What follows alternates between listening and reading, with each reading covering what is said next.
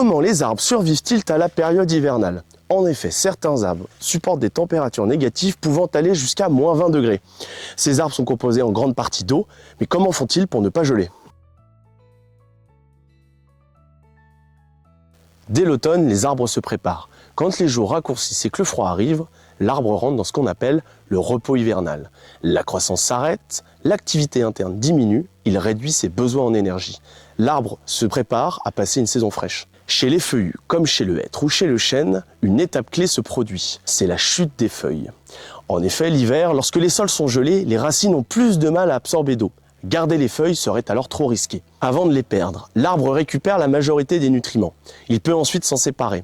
Cela permet également de réduire son emprise au vent lors des tempêtes hivernales. Les résineux, quant à eux, ont adopté une toute autre stratégie. Chez le pin ou comme chez le sapin, les aiguilles restent toute l'année. Elles sont fines, rigides, recouvertes d'une couche céreuse, ce qui limite fortement l'évapotranspiration. À l'intérieur de l'arbre, la sève joue un rôle clé. Elle contient des sucres et d'autres substances qui sont synthétisées tout au long de l'hiver grâce aux réserves d'amidon stockées pendant la période estivale.